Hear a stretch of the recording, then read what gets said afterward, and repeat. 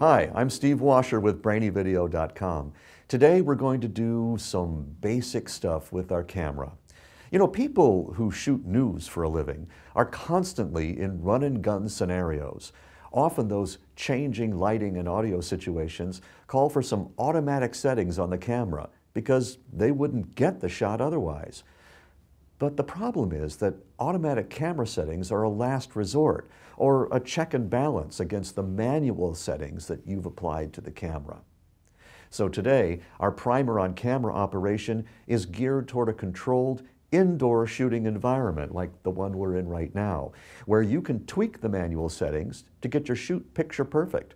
Now, you could shoot using automatic settings and get okay results. But why settle for just okay when with just a little bit of tweaking, you can get your picture looking better than 90% of your competitors? Oh, by the way, you could also shoot without a tripod. But again, why settle? A tripod will eliminate any camera shake, and web video loves a steady shot. Autofocus.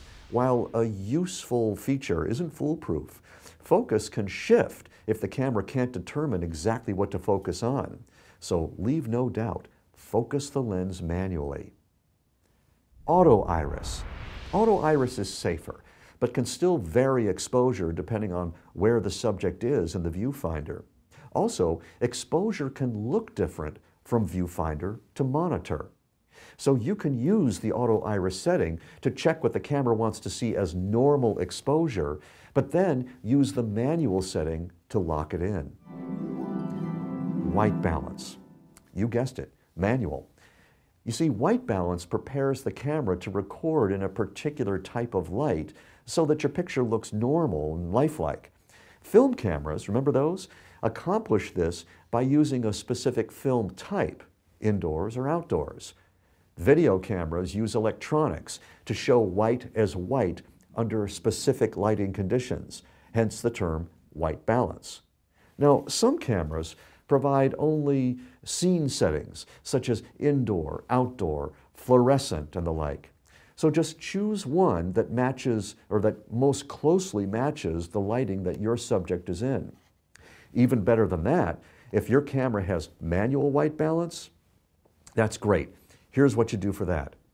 Light your subject, then put a white piece of paper, a white card, where your subject's face will be. The important thing here is that the white card or paper is flat and perpendicular to the lens. It's placed exactly where your subject will be, and the viewfinder shows only the white card. You can then push the white balance button when those conditions are met, but there's one more step you can do for the best white balance possible. Check for proper exposure. Many cameras have what's called a zebra setting. And no, it's not a ticket to the zoo. Tune into part 2 of our camera primer to turn an eagle eye towards zebras. You'll be seeing stripes yet. I'm Steve Washer with brainyvideo.com.